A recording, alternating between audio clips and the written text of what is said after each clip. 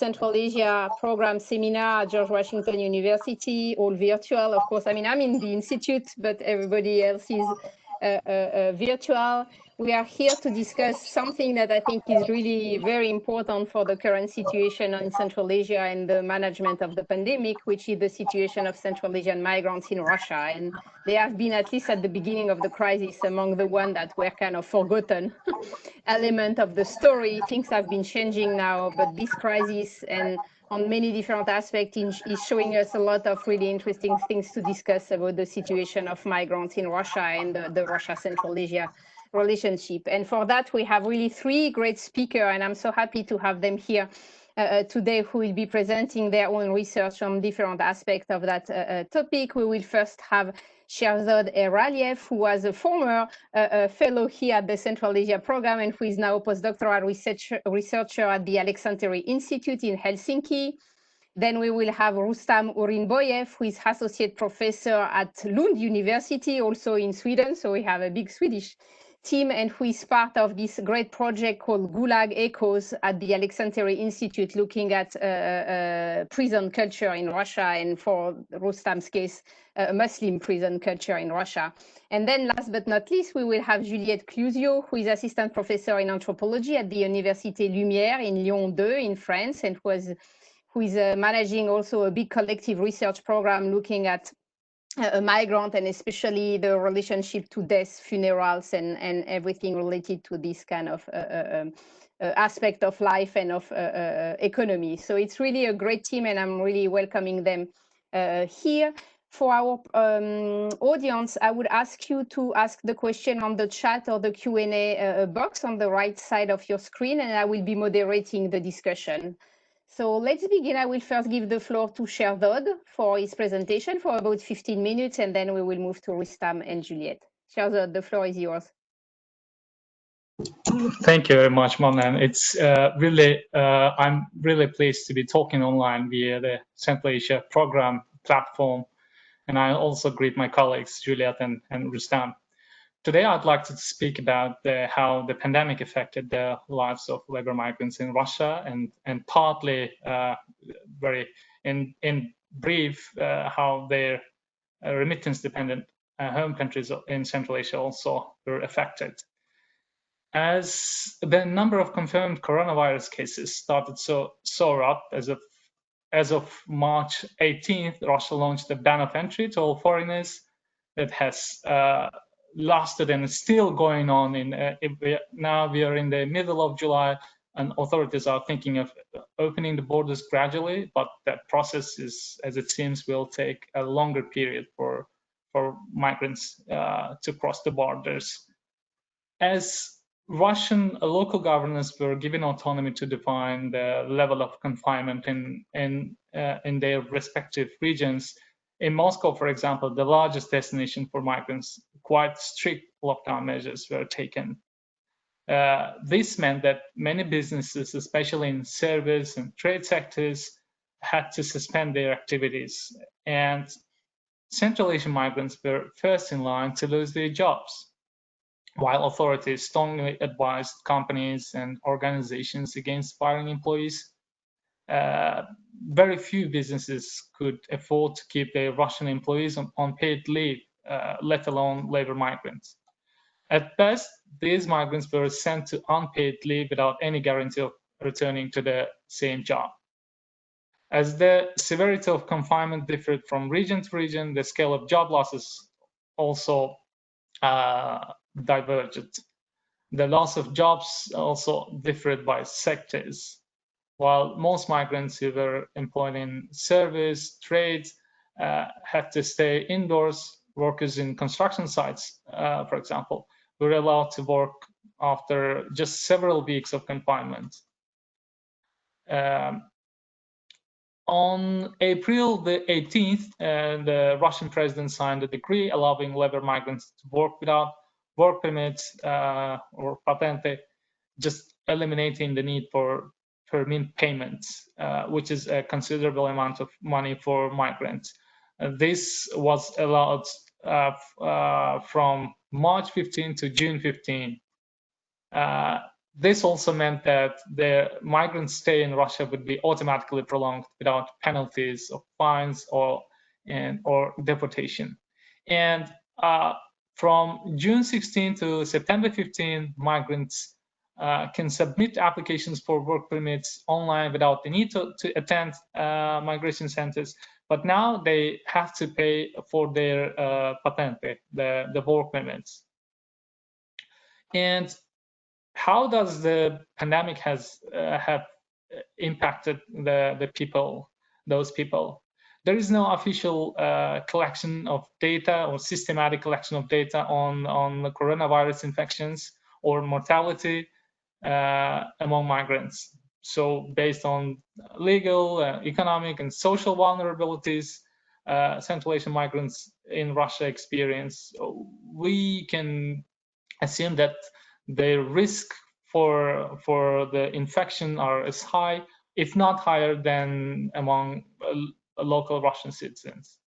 In fact, several outbreaks amongst migrant population have been reported by media. For example, 35 coronavirus infections were detected in a dormitory with about, I think, almost 500 migrants in Novosergeyevka in Leningradsk Oblast on mid-April.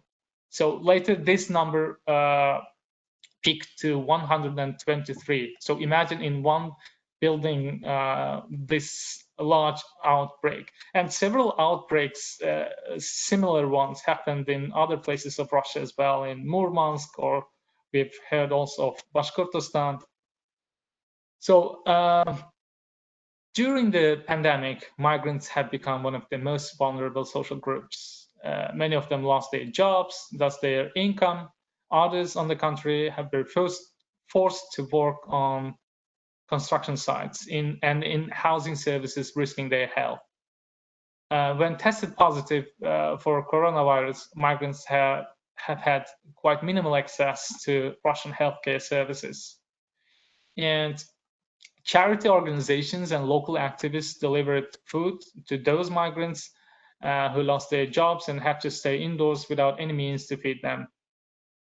And by the way, I must reiterate here, the embassies of the Central Asian countries also joined this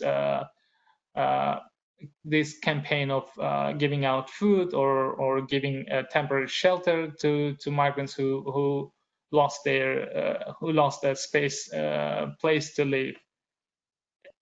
And as a rule, migrants sent almost all of their earnings to their families, leaving quite little money for themselves to cover only minimal expenses.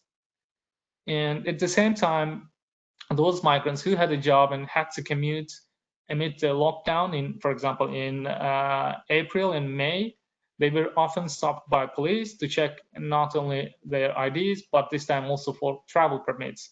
Because in Moscow, for example, if those people who had a so-called essential work to attend, they have to have a travel permit. And rights activists have reported that even if a migrant had all the documents, police officers tried to accuse him or her of breaching the so-called self-isolation rules or confinement rules.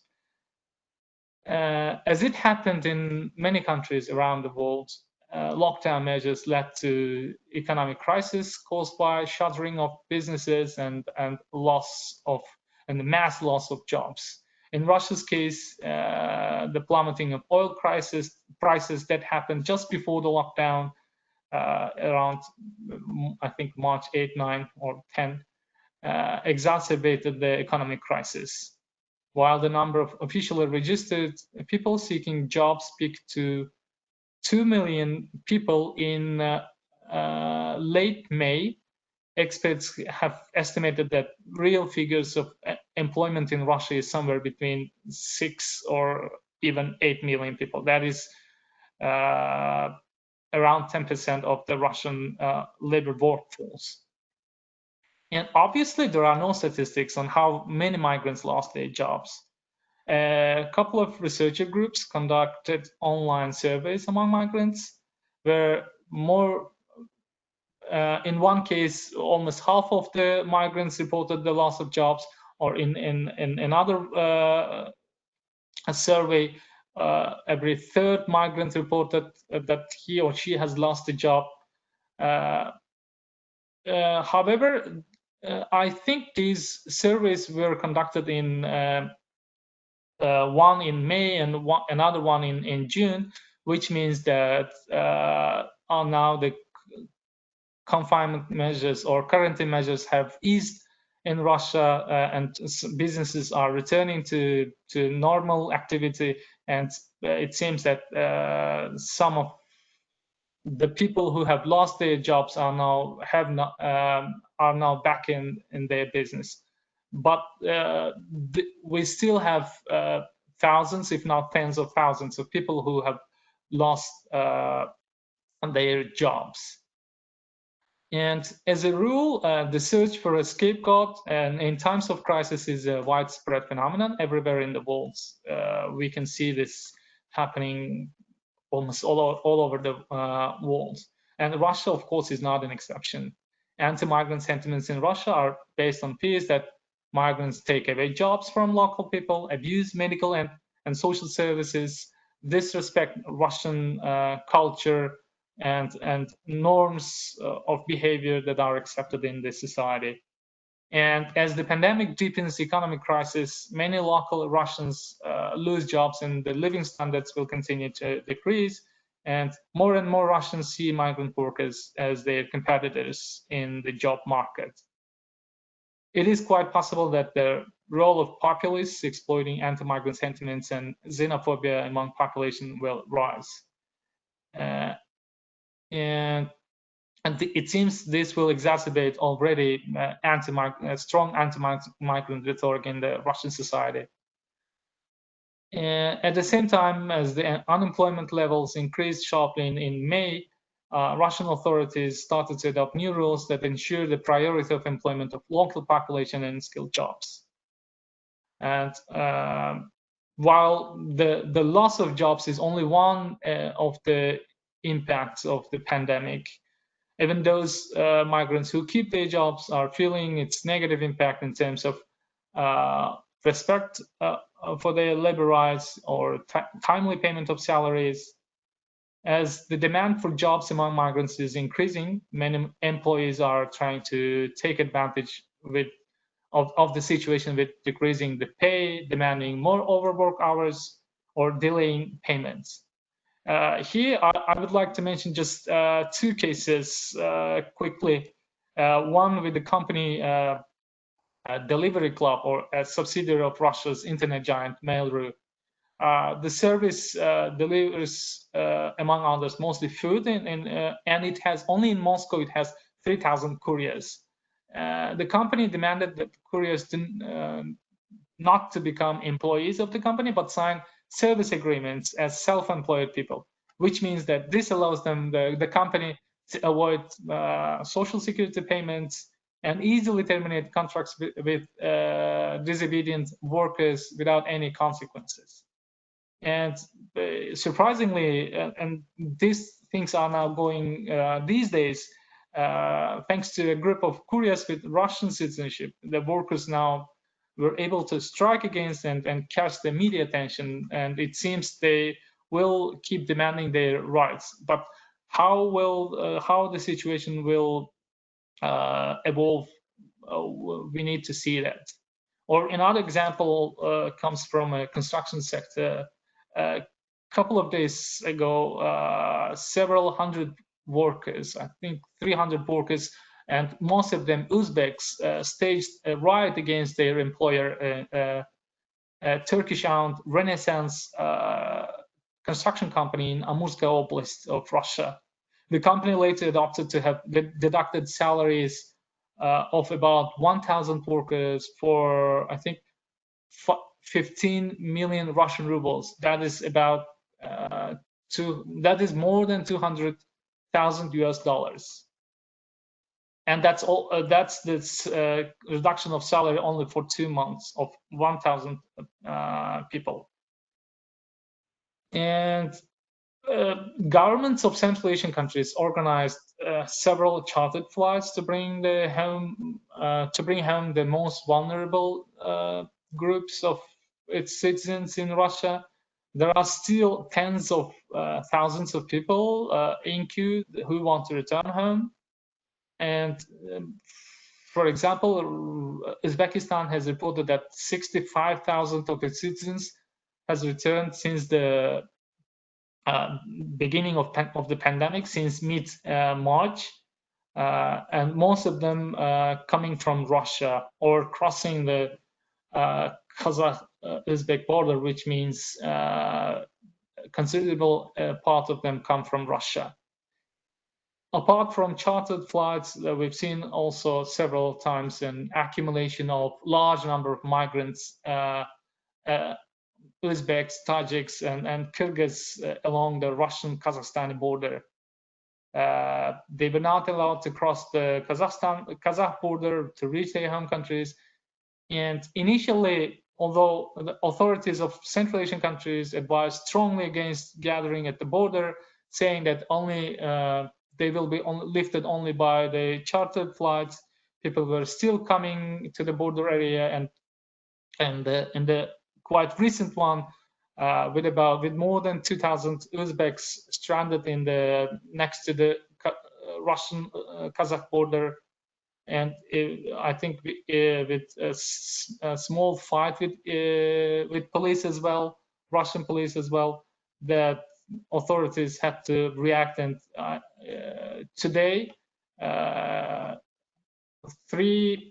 Uzbekistan has sent trains to bring those people, I think 2,100 people back to Uzbekistan.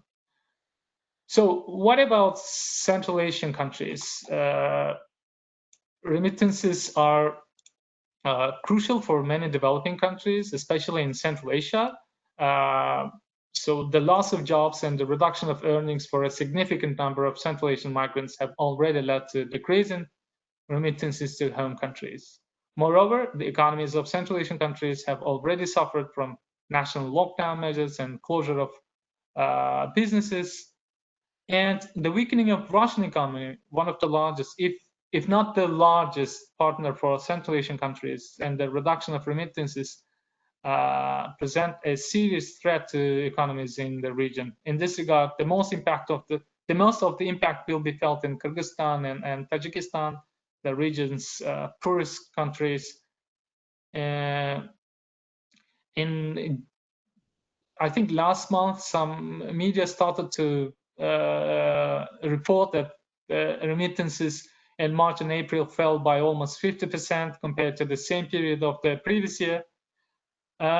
However, surprisingly, and I'm talking again here about Uzbekistan's case, the Uzbekistan Central Bank a couple of days ago released the remittances sent to Uzbekistan in January and June, and the fall was about 6% compared to the last year, January, June. So while the numbers actually fell in March and April, like by almost half, in June, the amount of remittances even surpassed the last year's figures. So, but at the time, we don't have data on remittances from Russian authorities or other Central Asian countries, and this trend needs to be observed. We need to see what will happen in the coming months. Maybe because of the lockdown in home countries, migrants had to send all of their savings to their families in the home countries, and then maybe they borrowed some money. We need to see this trend in the coming months. And in the coming months, so the great majority of seasonal migrants across Central Asia now find themselves in a difficult situation. They cannot find a job at home, and they can't travel to Russia because of the borders still remain closed. Even if the borders will open for them in the coming months, it will be very difficult for them to find a job in Russia, where labor market will already have shrunk following the pandemic and the economic crisis. So unlike the crisis of 2008 and 9 or 2014 and 15, when the suddenly decreased number of migrant workers was gradually restored within the next several years, the current crisis, I think, will take a longer period for the normalization of the situation. So this is basically what I wanted to speak about, and then I'll be happy to answer questions later in the Q&A session. Thank you so much, Sherzod, for this great presentation. And now I would like to give the floor to Rustam. Thank you very much. It's a pleasure to talk about effects of COVID-19 on Central Asian migrants' daily life in Russia. And thanks, Sherzod, for establishing the context. This is very good, because now we can move to more specific topics. And in my case, I would like to talk about the effects of COVID-19 on special category of Central Asian migrants in Russia, those Central Asian migrants who are currently serving prison sentences in Russian penal institutions. And just to briefly describe my project, this is a new research project that I started this year in January. It's about Central Asian migrants currently serving prison sentences. And this new research project is part of the broader ERC-funded Gulag Echoes project led by Professor Judith Palot at Aleksanteri Institute, University of Helsinki. So now I will move to the content of the presentation. And as we know, the COVID-19 had a dramatic impact on the livelihoods of Central Asian migrants in Russia, and especially those Uzbek and Kyrgyz and Tajik migrants serving their sentences in penal institutions. And just to make clear, in this presentation, I'm not talking about migrants who are being held in spetsperyom for deportation. I'm talking about migrants who received criminal sentence and serving long periods of prison sentence. So that's just to make clear, so avoid some misunderstanding. So, as we know, Russia introduced very strict lockdown measures, and many Central Asian migrants found themselves, immobile, and many of them lost jobs, and they couldn't travel to their home countries. And especially those who are currently serving prison sentences have been more negatively, more dramatically affected by more than others, because their livelihood, health, welfare, it's very much dependent on the availability of daily contact with the Uzbek migrants, with the outside world. So there is a very big daily connection between prison and the street, if we use a prison jargon. So this has in my project I try to explore what COVID-19 means for Central Asian migrants, Muslim prisoners in Russian penal institutions. And as we know, Russia is receiving every year millions of migrants from Central Asia, and some of those migrants, for real or fabricated reasons, end up in Russian penal institutions. And this means we can conclude more or less talk about ethnic, religious, and cultural diversity in Russian prisons, because Russian prisons have traditionally been dominated by informal prison subcultures, this worry, and but now, because of the migration, Russian prison subcultures are also changing, and we see newly emerging Muslim subcultures in Russian prisons because of this large-scale migration that Russia is receiving. And so, given the COVID-19 and its effects, we can more or less speculate that now it's no longer possible to visit Russian prisons, and end of visits from migrants, networks, and relatives, restriction of the daily flow of information, money, electronic devices, halal meat, food, and produce parcels from outside could probably dramatically change the many facets, many aspects of the lives of Tajik, Kyrgyz, and Uzbek Muslim prisoners. Immediate effects might have included the ability of prisoners to practice Islam religion in groups, in Jamaat, in prisons, and could have also changed their socializing and, for example, fast, Ramadan, activities, for example, a few months ago, and also their ability to celebrate Eid, for example, in prison context. Lockdown also probably have affected the power geometry within colonies, the Russian prisons, changing the relationship between prison administration and prisons, as well as between Russian and Muslim prisoners.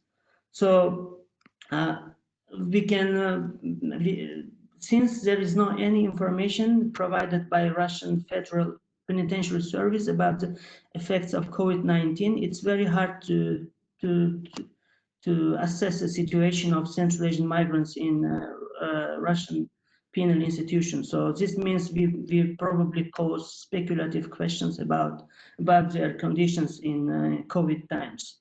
So in my presentation, which is based on my recent ethnographic fieldwork in Fergana, where I interviewed Uzbek ex-prisoners. So I would, based on the situation of Muslim prisoners, Uzbeks in Russian prisons during non-COVID times, I would like to more or less explore what COVID means, what impact COVID might have for the daily life and conditions and power relations in Russian penitentiary penal institutions. So this is based on my recent fieldwork conducted in Fergana. Okay, so if we more or less, before going into the details about their daily life in Russian prisons, I would like to provide some more or less statistics. And as I mentioned earlier, there is a lack of official information from Russian Federal Penitentiary Service, so we don't really know how many exactly Uzbeks, Tajiks, or Kyrgyzs, serving prison sentences, in Russia. According to the information from 2017 provided by Russian Federal Penitentiary Service, there were 8,200 citizens of Tajikistan in Russian prisons, 6,362 Uzbeks, and also we have 4,671 Ukrainian prisoners and 2,350 from Azerbaijan. These are only statistics released 3 years ago. But during my fieldwork in Fergana, I tried to make my own more or less rough overview of the composition of foreign prisoners in Russian penal institutions. And during my interviews, I asked my informants, do you know what was the number of total prison population, prisoners in a particular prison that you served your sentence? And then they gave me the number of prisoners total, including Russian and foreigners. Then I also asked how many percent or how many of these were Uzbeks, Tajiks, or non-Russian, non-Russian citizens, serving. So based on this, my initial ethnographic fieldwork in Fergana, I concluded that I created some kind of my own kind of statistics, and based on my interviews, I concluded that proportion of foreign citizens, including Central Asian migrants, in Russian penal institutions ranges between 20–40%, depending on the region, with Central Asian citizens constituting the largest number among foreign prisoners. This is also connected with the overall number of migrants in Russia. So Central Asians are the largest, non-Russian ethnic group in Russian prisons. Okay, so now more or less I provided some statistics, and if we talk about daily life of Uzbek and Tajik migrants in Russian prisons, more or less we need to consider several factors. First is when Uzbek or Tajiks ends up in Russian prisons, they find themselves in a completely new socio-legal environment with completely different rules of social conduct. First, we can talk about the traditional prison subcultures in Russia, which is based on this Воровской закон, Vori, and they have to adapt and learn and adjust to this new, new socio-legal reality in Russian prisons. At the same time, Central Asian migrants find also their own ethnic groups in Russian prisons. Also, there is also broader Muslim subculture inside Russian prisons, which includes not just Uzbeks, but it's a mixture of different ethnicities who are Muslims. It can include Chechens, Dagestanis, Uzbeks, Tajiks, Kyrgyz, Tatars also. So we now Russian prisons are becoming legally plural, also culturally plural. We can talk about different subcultures emerging in Russian prisons. This is one big impact of the migration on Russian prisons. So I will talk about the COVID effect after I describe how everyday life is organized in Russian prisons, during non-COVID times. Because if you want to understand the effects of COVID, we need to understand what was the situation before. Then we can make a more or less broader conclusions afterwards. So when Uzbek or Tajik or Kyrgyz ends up in Russian prisons, they are usually placed in a special barracks, together with other prisoners. And in a barrack, we can sometimes, on average, 25-30 prisoners live together. And then there are 15-20 barracks, and there is an everyday daily connection between different barracks inside the prison. And first, we have this, general, traditional prison subculture, and then rules of the conduct are determined by the traditional subculture. And the Pelagianids is a one who is I'm talking about black zonas, the черные zone, where criminal authorities are in charge of the daily life. But there is also red zonas, красные zone, where Russian, prison officials, have more control over the situation. So now in this presentation, I will mainly talk about black zonas controlled by criminal authorities, Pelagianids, Barashniki.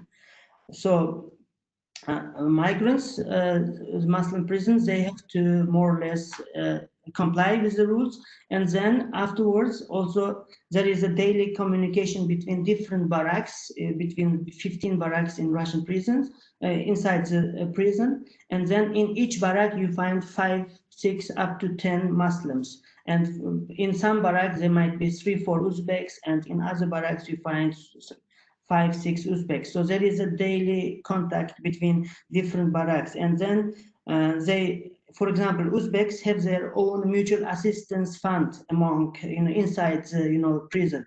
And they usually use these Uzbek, metaphors, terms like Mahalla, Aksakal, leader of Uzbeks in Zona is sometimes called Aksakal.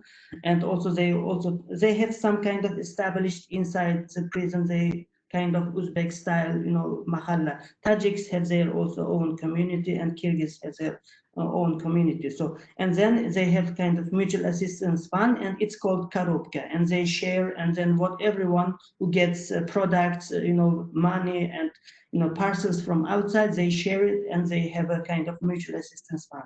And this means we can talk about the ethnic solidarity and sharing and helping each other, because if Uzbeks are not taking care of each other well, then their reputation is damaged, and other ethnic groups, they laugh and mock Uzbeks that they are not taking care of each other well. So more or less pressure. 5 more minutes, Rustam, okay?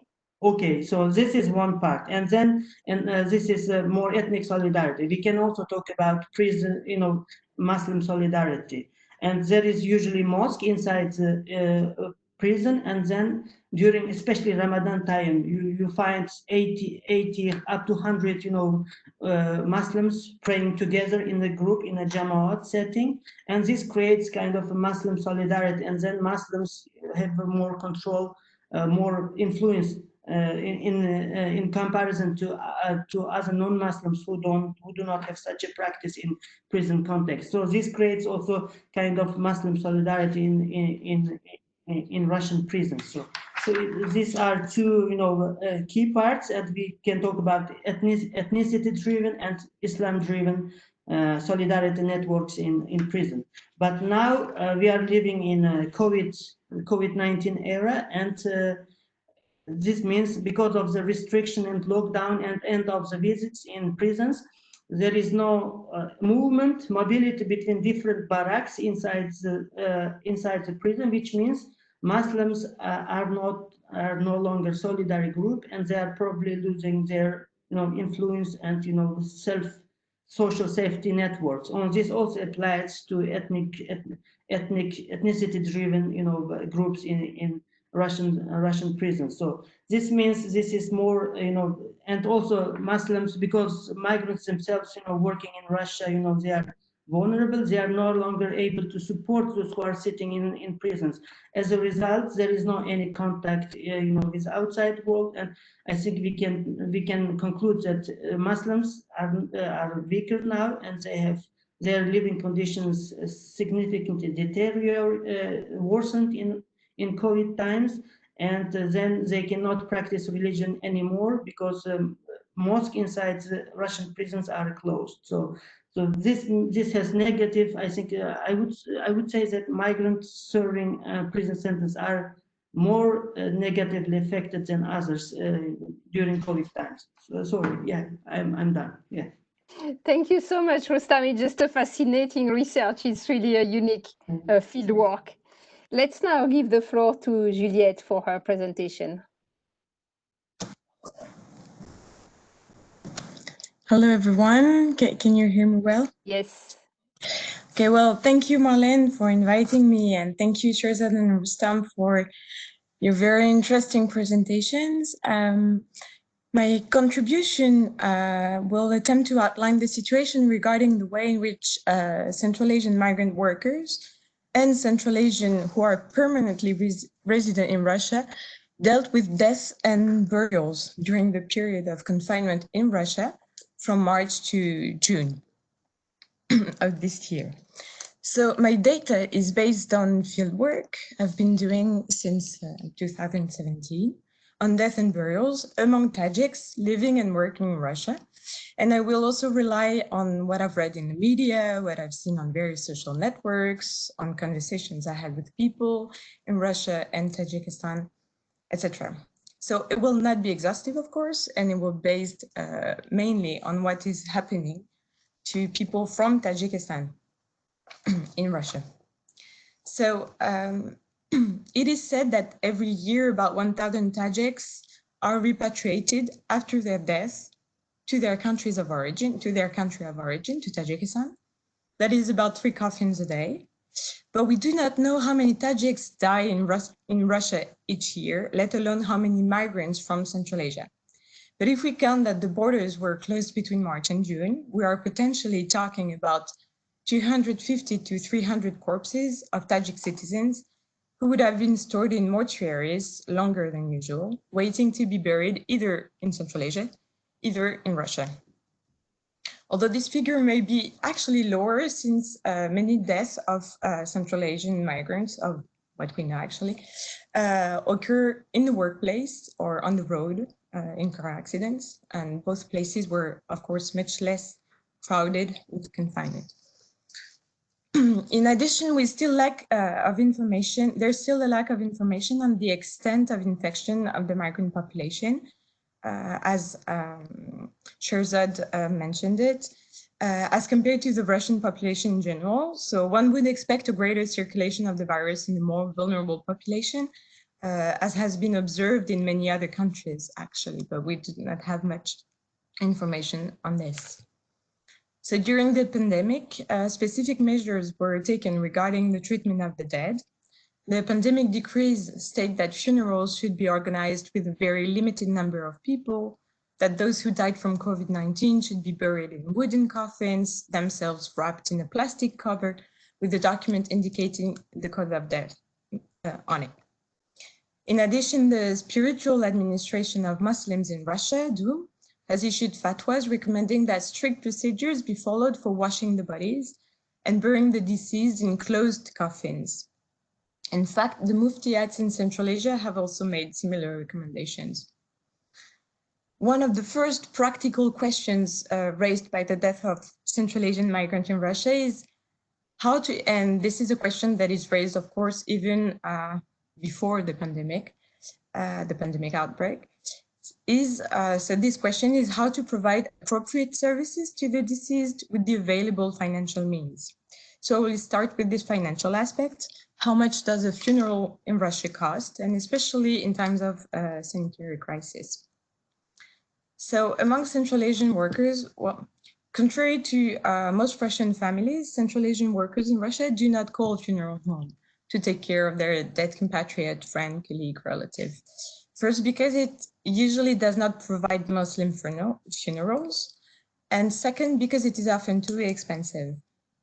In Moscow and other cities, there also exist services specially dedicated to Muslim funerals that are usually located in the main mosques, but those are also quite expensive and often do not completely match with what Central Asian people expect from funerals. We can come back to that point in the Q&A if you'd like, but I won't be longer on this.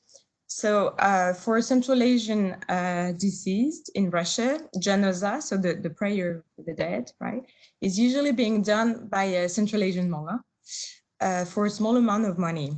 Thus, in the Russian context, the main financial costs are the mortuary, transportation of the body, and grave plot. Regarding the cost of the mortuary, well, officially in Russia, a body can stay in the morgue free of charge for 7 days. And then for every additional 24 hours, between 2,000 and 5,000 rubles are charged. Unfortunately, the morgue is often a place where migrants have to bargain the bodies of the deceased, and corruption seems to be a widespread phenomenon, at least in Moscow, what I've seen in Moscow. And despite the fact that the Russian government has decided to suspend mortuary fees during the pandemic, migrants are not always aware of the legal measures, and some mortuary workers took advantage of this and demanded large sums of money to return the body. And on this topic, I recommend, among others, of course, but to read the very good articles published by the journalist Ekaterina Ivashenko on Fergana.ru. And then she highlights the fact that some migrants did pay to recover a body during the pandemic. Now, regarding the cost of the grave, that's the practical question that arises after once the body is recovered.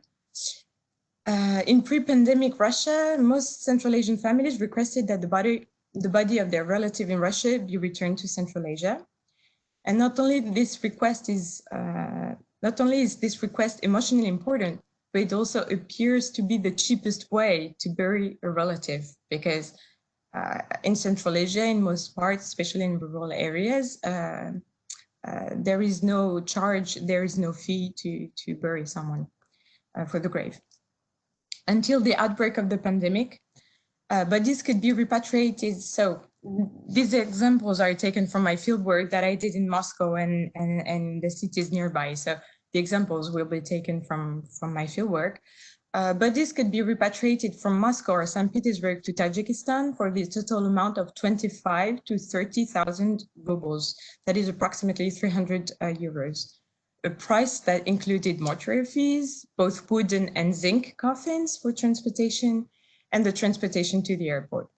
And the national airline Tajik Air would fly coffins home for free, although it can carry only 3-4 coffins a week. Conversely, burying someone in Russia can be much more expensive, as a single grave plot can cost between 60 and 120,000 rubles in the Moscow suburbs. Not to mention the Danilovsky and Kuzminsky central Muslim cemeteries, where grave plots, when available, cost several 100,000 rubles. In the regions, graves may be for free or quite cheap, but here it is less the cost than the availability of Muslim places that is the problem. And we'll come back to this point at the end. So unsurprisingly, the first option, that is repatriation of the body to homeland, is often preferred, but the closure of borders in times of pandemic made it impossible to achieve. Early March, the Tajik activist Karin Juniorov published an open letter mentioning the different possible options in the outbreak of the pandemic. He suggests that first, Central Asian families should agree to bury the bodies of their relative in Russia, although outside Moscow, rather than waiting for the borders to reopen. He also refers to Sharia to justify this. But he also suggests that the Tajik government uses the rental of refrigerated trucks to repatriate the bodies by road, by land. And both options actually took place. First, Tajik diasporas in nearby cities to Moscow actively participated in burying deceased Tajiks in rural cemeteries for free, so in Russia. And second, on May 20, the Tajik government organized an exceptional flight to repatriate those detained in detention centers, as well as 28 coffins. And then in mid-June, the Embassy of Tajikistan reported that 50 coffins had been repatriated from Russia to Tajikistan by land in refrigerated trucks. Although I've not been following it closely, I know that both Kyrgyz and Uzbek governments had started to repatriate coffins even earlier, around late April. But despite these few repatriations, burials are still taking place in Russia, and despite decrees, some of them are attended by dozens of people. And it holds true for well-known people from the community who died during this period. People want to pay their respect. And I've seen videos of crowded burials, although probably it's not the majority. In any case, it certainly shows how people may place their social duty above one's health security. And it is not uncommon that people actually film the ceremony or the speech of the imam on their phone to circulate it among relatives or any people who were not able to attend. So now to go back to finance, one can wonder how people are able to gather money to bury someone in Russia. I said earlier that repatriating a body may cost between 20 to 30,000 rubles, while burying a body in Russia can either cost less in rural areas, but it's less accessible, either be twice or 3 times as expensive when buried in Moscow region. Well, to be honest, I still lack information on the topic, but let's first say that the mechanisms of solidarity and charity work quite well. I think Sherzod already mentioned that. And despite the fact that many people have lost their jobs, people have continued to post and respond to calls for donation and solidarity that have been disseminated on social networks, on phones, and so on, usually with a bank account or a card number of the recipient of the donation. And among the donors, people vaguely referred to as businessmen were repeatedly invited to make a donation, and a number of them did so apparently. And these mechanisms, of course, were not only intended to bury the dead, but also to provide food and so on. But I'll pass this part since it was already mentioned. So what are the first conclusions that we can draw on this situation when speaking about the dead? Well, I'll expose you 4 concluding remarks. Of course, they are temporary since we don't have much distance with the current events. But first of all, funding was a problem for burying people before the pandemic, and that was always one of the biggest problems since I've been working on this topic. And it remains a problem during and after the pandemic. As a matter of fact, I would even say that funding funerals is a hardship widely shared by migrants and Russians in Russia. In this context, informal collection of money based on charity and donations, often referring to Islam as an ethic of mutual support, is an important lever in dealing with the dead among Tajik migrants. My second concluding remark concerns cemeteries. The pandemic has highlighted, in Russia as in Europe, by the way, I don't know what it is for the States, for example. I don't have much information on that, but the pandemic highlighted the lack of available graves for the Muslim dead. Many Muslim squares or cemeteries in Moscow or the Moscow region are already full, and they sometimes do not even exist in the regions. For example, an informal Muslim cemetery has been recently discovered in Yakutia, in the Ptitse Fabrika district, with 5 graves where 2 Tajiks and 3 Kyrgyz were buried. One of them even had a tombstone. And according to the Akhbar agency, which released this information on July 7, this wild cemetery is located a few hundred meters away from the official cemetery and has therefore been separated, at least I think, that's my hypothesis, to mark a Muslim square. This informal cemetery, which is located in the forest, I think highlights both the need for more Muslim quarters and the need for more affordable grave plot. My third concluding remark concerned the lack of knowledge about migrants and about their death. And this is, of course, it goes beyond the pandemic period, but it is highlighted because we still don't know how many migrants died from COVID-19. We don't know how many Central Asian migrants die in general in Russia.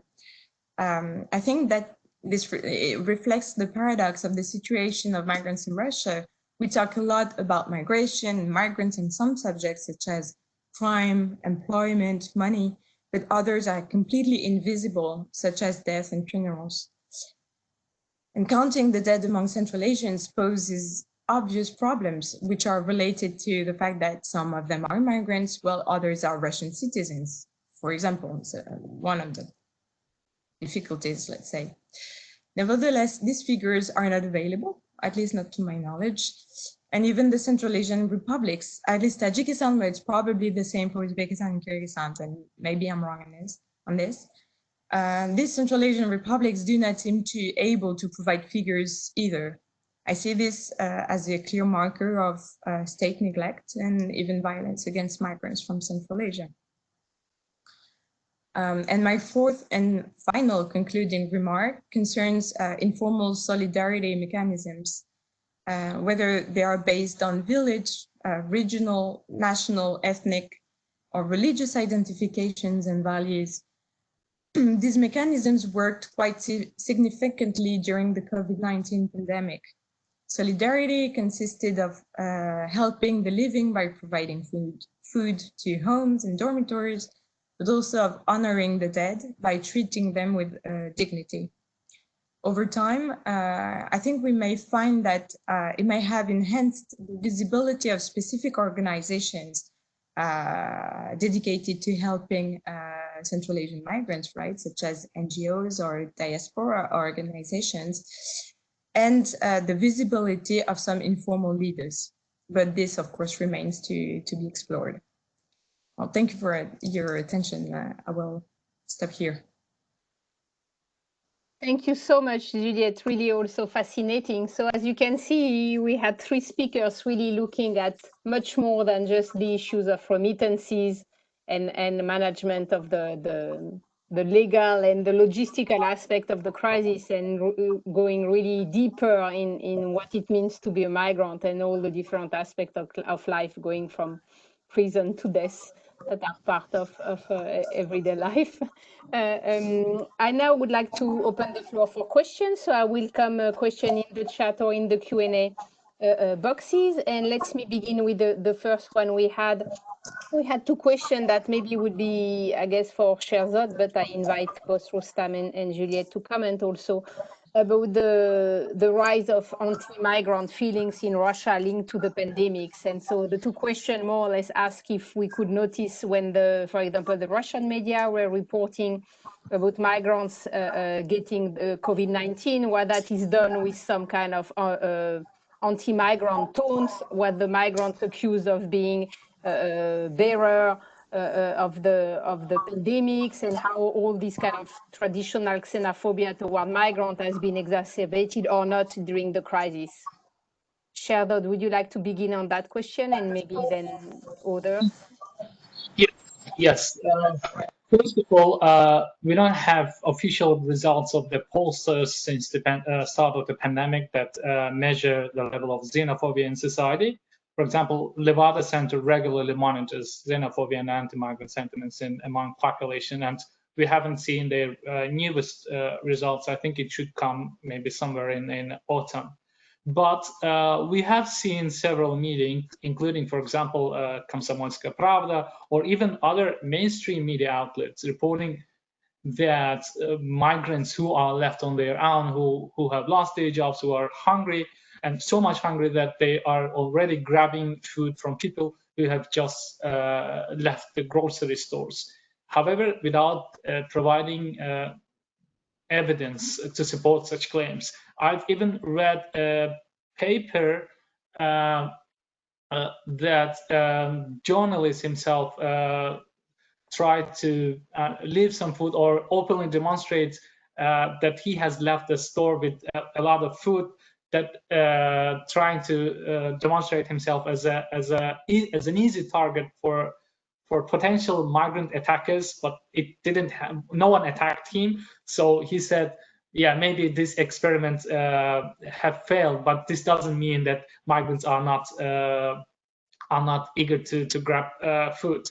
But this is one side of the story, and we also know that there are other so-called liberal medias which support the case of migrants as well. Katya Ivashenko, which was mentioned by Juliette, for example, she often writes, for example, for Fergana, and we know they very much cover pro-migrant. Well, it's not, we cannot say pro-migrant, but they really try to understand what is happening with migrants. But another question remains, how much of its audience of the Fergana.ru, for example, Fergana.ru website is read by the Russian population. But other than that, we have also seen other media outlets trying to report more or less balanced information. So we need to see, since the Russian public is at the moment, I think, is mostly concerned with how the pandemic has affected their own lives, their livelihoods, as well as the changes to the constitution and things that are going on in the country. Maybe we need some time to see how the Russia's public will how the anti-migrant sentiments change in the coming months. Thank you. Yeah, thank you. Rustam, yes. Yeah, I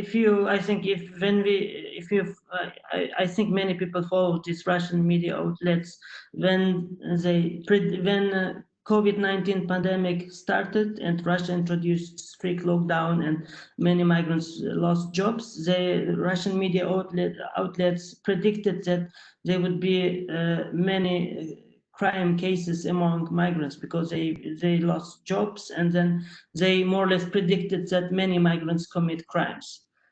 This was a prediction, in March, April, but recently, Sergei Abashin, Russian migration scholar, he published excellent blog post, and he provided good analysis, and he provided counter-argument that now the predictions didn't materialize, and there has not been significant rise of criminal activity among migrants. So we see that migrants probably I think they have social safety nets, and we observed increased charity activities, social safety activities among migrants during the pandemic. So more or less, I think migrants coped quite well with the pandemic despite the early predictions. So I think we more or less see a positive tendency that in the lives of migrants.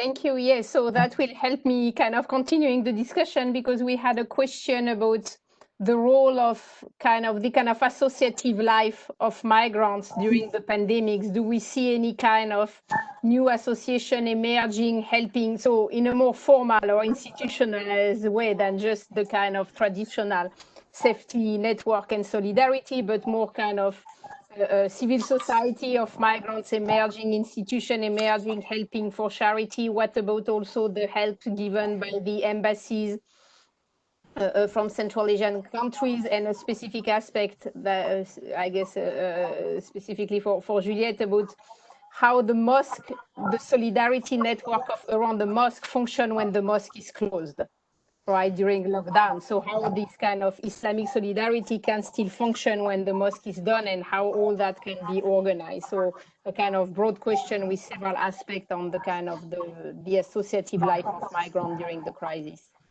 Who would like to begin?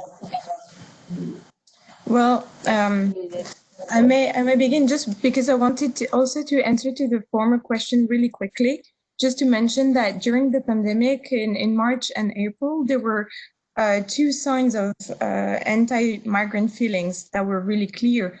First, the introduction of the idea of a national preference concerning employment in Russia, and this idea was mentioned by the Ministry of Labor himself, so it was quite important. It was reported by Izvestia. And the second is a petition launched by Russian nationalist politicians saying that all migrants should be expelled from Russia to anticipate a criminal rise. So that were quite polemic moments in Russian life. To answer now the next questions, well, what I've seen, people I've been in contact with, because I've been working with people who are actually leaders of this kind of organization and mutual health organizations, but I'm speaking here for the Tajiks mostly. Well, these people were known before, these leaders, but used the networks to try to coordinate help between diasporic organizations and between different ethnic organizations. That is, there was the foundation of the Sakhovat Center. It was called Sakhovat Center, and I think it was quite new. And it was specifically at first dedicated to Uzbek migrants in Russia. You could donate online, but behind this organization, actually, there were much very varied bunch of people, Tajiks, Uzbeks, Kyrgyz, who were Kyrgyz leaders of small-scale organizations who were trying to coordinate help in Moscow beyond ethnic identification. So I think people try to connect much more than they did before, beyond Uzbek community, beyond Kyrgyz and Tajik. I don't know to what extent it really worked that way. I think in the end, Tajiks still delivered food to Tajiks, Uzbek to Uzbeks, Kyrgyz to Kyrgyz, but this still remains to be explored. And for the mosque question, well, in Moscow, at least, and but not only in Moscow, in the areas, the mosque community is not necessarily doesn't match really with the mutual support community. It's a bit different.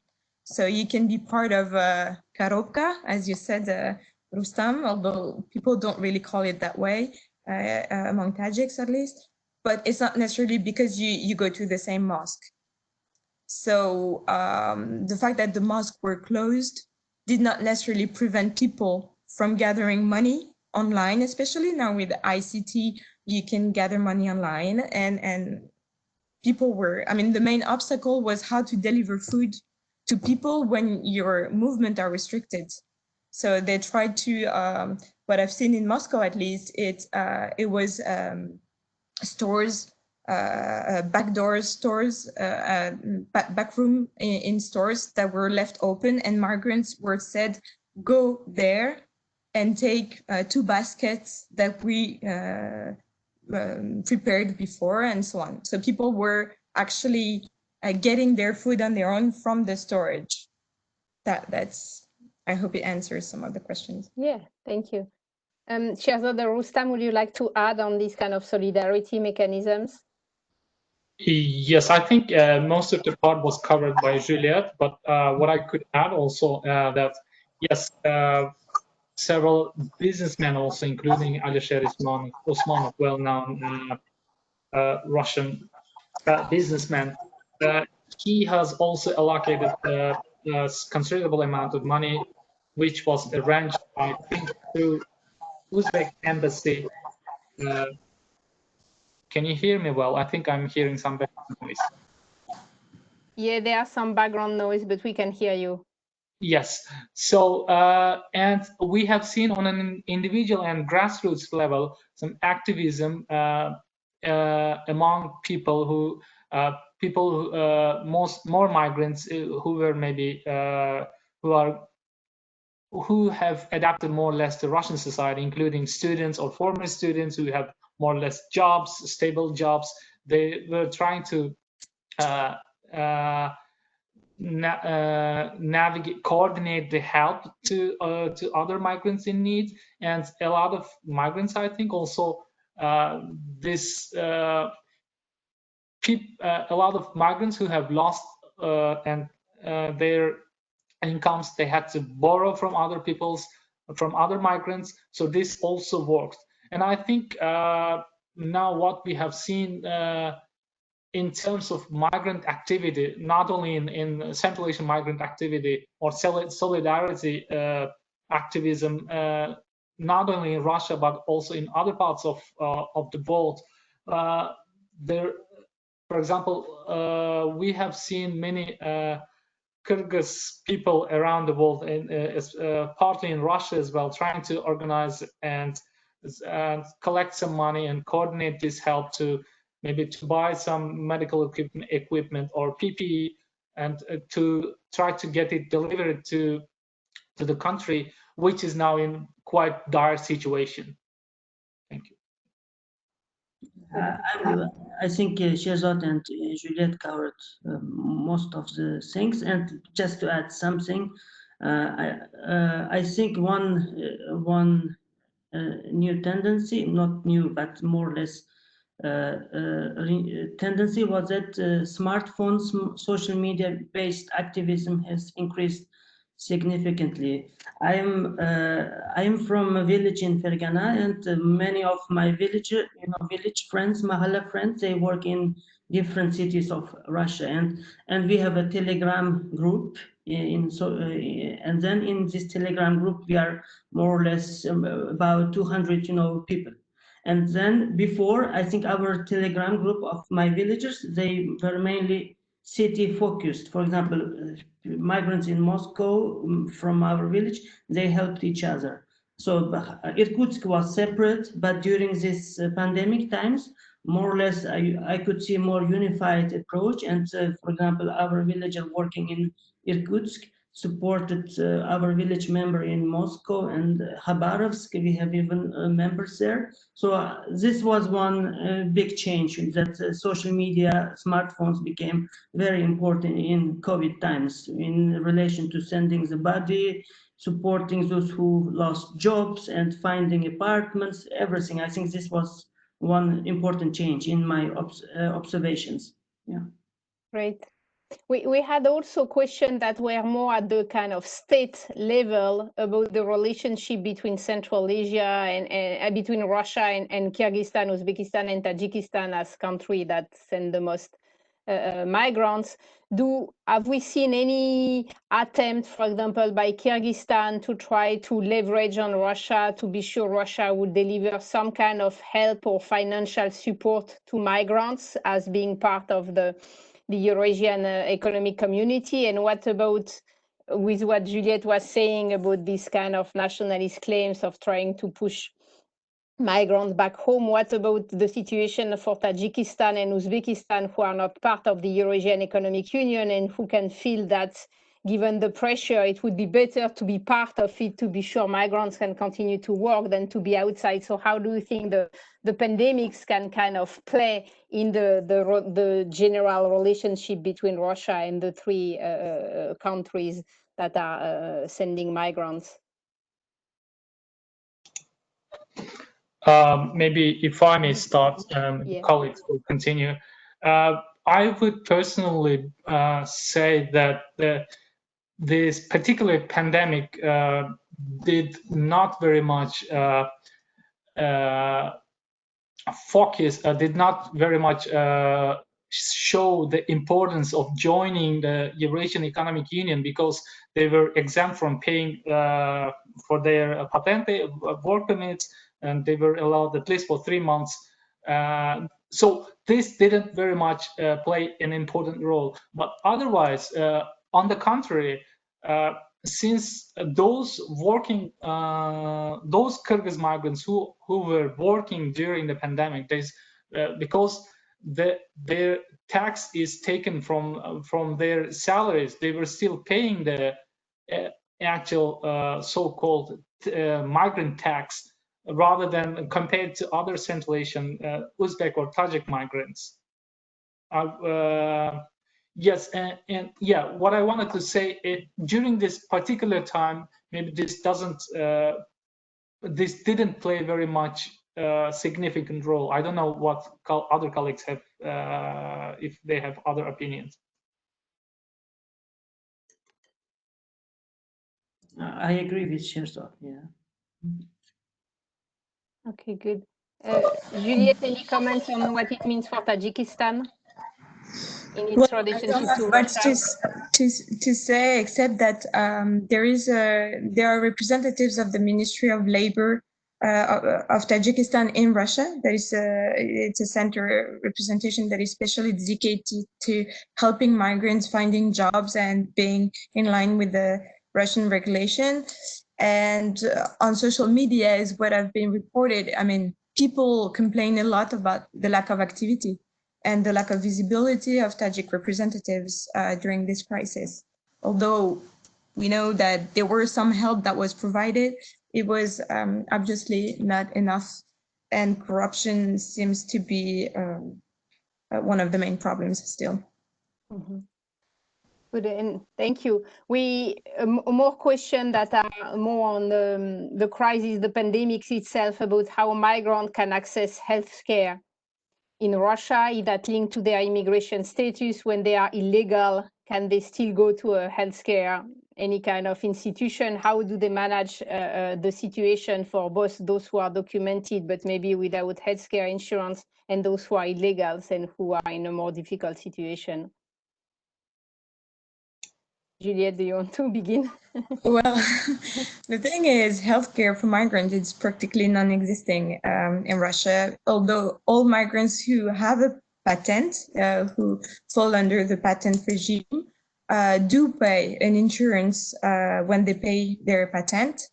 But the survey we've been conducting since 2017 show that this insurance is good for nothing. It doesn't pay anything. It's really symbolic. So even if they're documented anyways, nothing is reimbursed. They still have to pay for consultations, medicine, and so on, drugs. Well, you have to find money, and that was one of the aim of these solidarity mechanisms, was also to provide money for people to pay medicine. Although some articles by Ivashenko, among others, noticed that migrants would call doctors much less than other people, which is quite illustrative of what happens during regular times.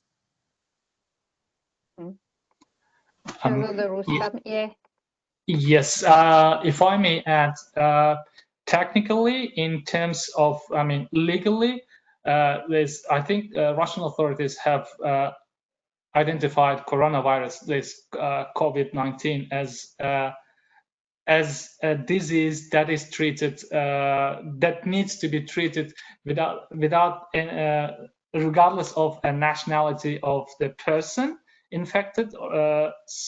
But in reality, as we have seen, I've been following my friends, and I've been following on most social media, and I've been talking to people who are actively involved in helping other migrants. Many migrants, when they call ambulance, or they reporting that they have fever, high fever, or they are they thought they might have caught the infection. In the majority of the cases, they were rejected.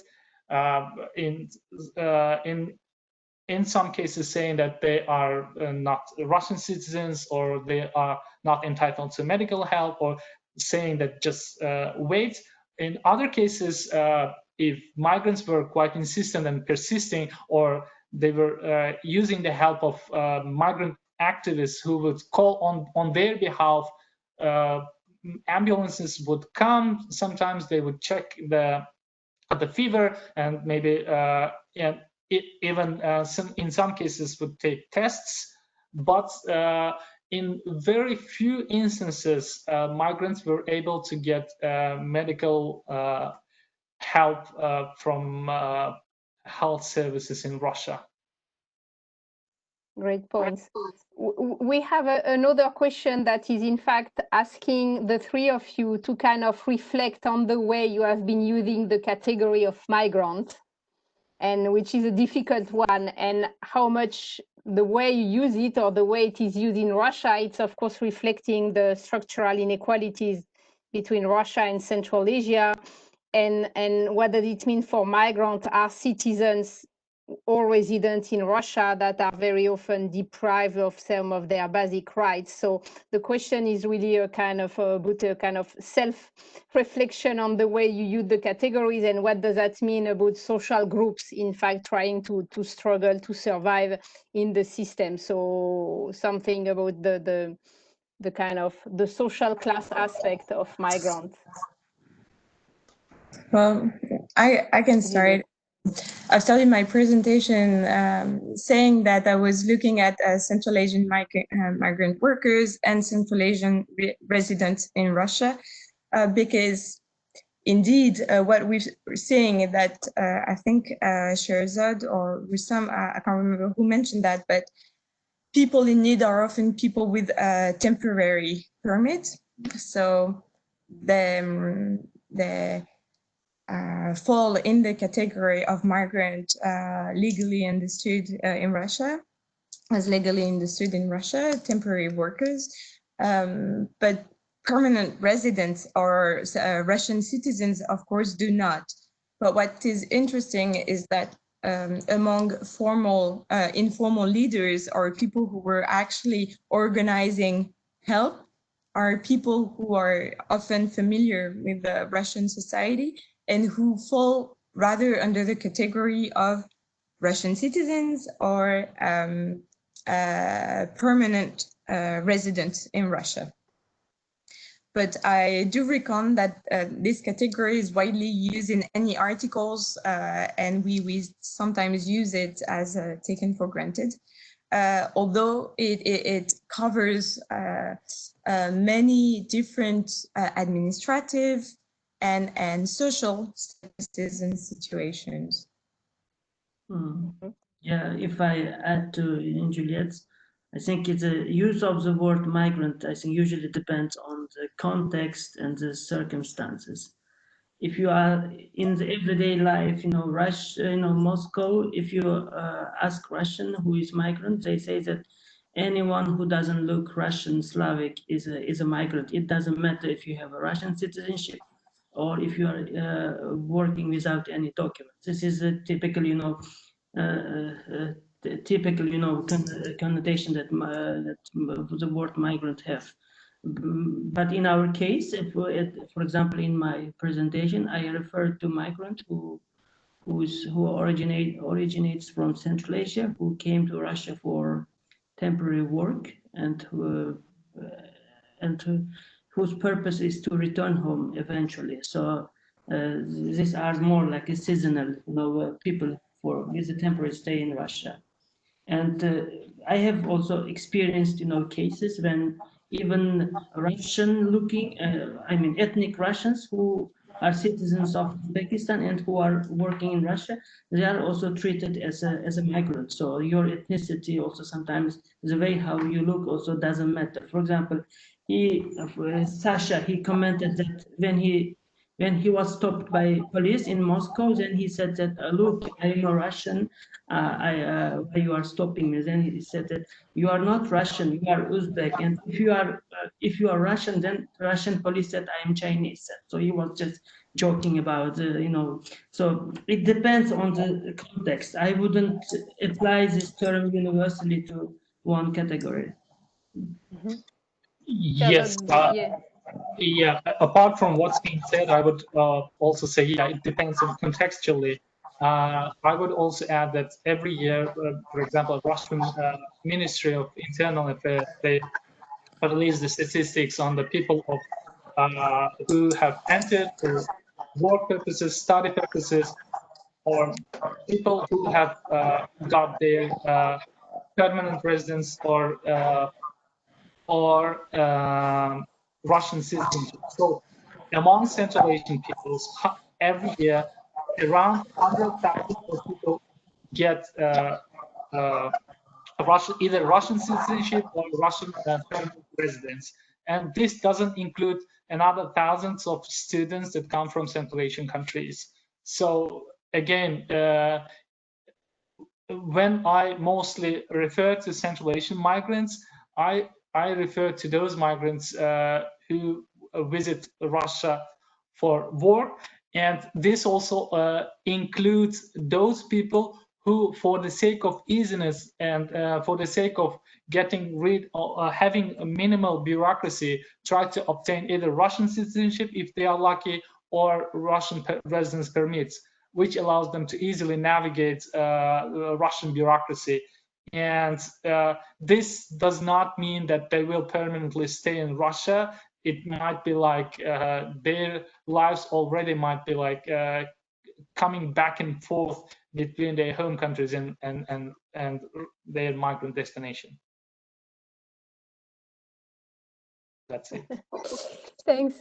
Let me ask you the last question, which is about the number or whatever we may know about migrants who returned to their home country during the pandemic. So now, because of the economic situation, do we have any idea of the number of migrants going back home, and what do we know about their situation when they are back home? Do we know if Kyrgyz, Uzbek, and Tajik governments are trying to help, to offer any kind of support, or to have them kind of using their skills in a useful way? What do we know about these kind of returnees migrants?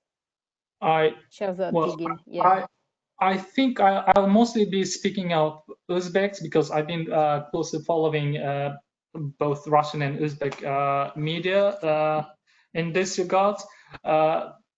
Quite recently, Uzbek authorities have reported that 65,000 people have returned since the beginning of pandemic to the country. Most of them, I think 40,000 of them, crossing the border, on land border, which means they have probably come through buses or other means of transport from Russia, and particularly and some part of them from Russia as well.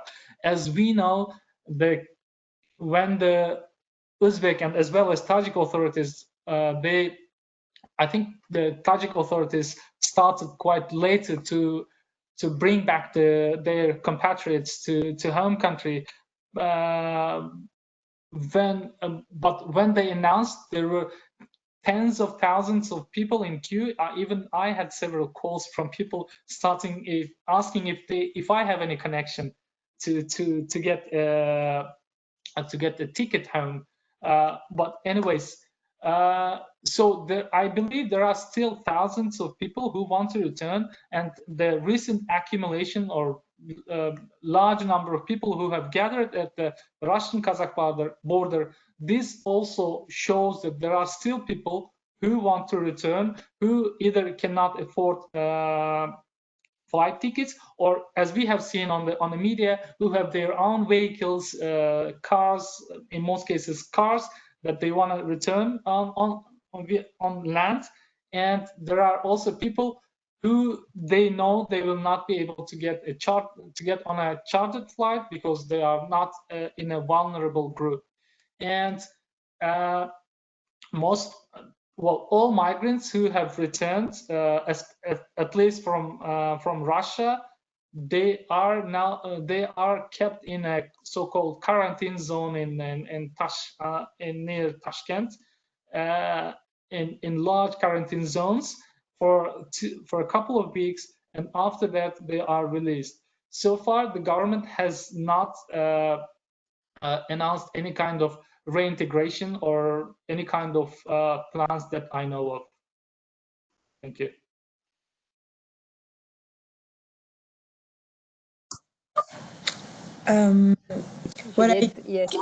Tajikistan. About Tajikistan, well, to be honest, I don't have the numbers. I have no idea of how many people, Tajik citizens, went back to Tajikistan. What I know, the echo I have from Moscow and surroundings is that people do not manage to go back, and there's a lot of people who want to go back and cannot go back. I mean, they open charter flights and lists. The embassy opened a list, and with the people, more vulnerable people who should be registered in priority, but the list were closed after 4 days because they were already full. There was no announcement made on the fact that there would be more chartered flights or new lists open. So people are still expecting some more. But people, upon arrival, I know that people are also put in quarantine notably in Varzob, in the area of Dushanbe. There's a big quarantine center there. But about how they could support returnees, I have no clue. The only thing that I know is that it's already not supporting people in Tajikistan.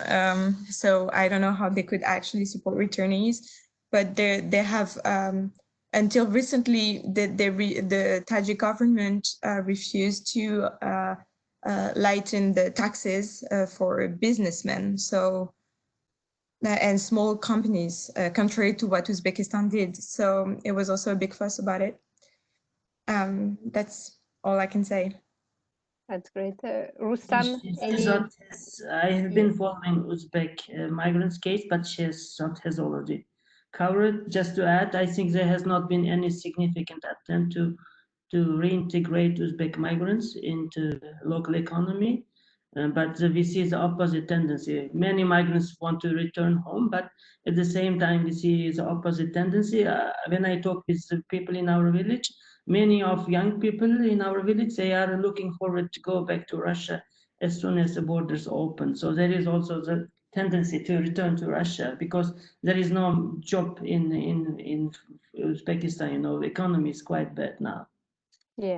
Yeah, so Russia still looks better seen from an Uzbek village. Well, it's already 11:30, so it's time for us to conclude here. I really wanted to thank you, the three of you, for this research, all your individual and collective research, because I think it's really great topics that are telling us so much, and I like the combination of both fieldwork and anthropological approach and kind of the bigger political perspective. I think that's really where we have the best of research on Central Asia and Central Asians happening. So once again, thank you, all of you, kind of round of virtual applause. We wish you all the best. Yeah, thank you to all our participants, all our audience members. Stay in touch with the Central Asia program. We still have an event next week with the Uzbek ambassador here in the US, talking about the situation in Uzbekistan. And once again, thank you, everybody, and all be safe and safe at home. Bye-bye. Bye-bye. Thank you. Bye. Thank you. Bye.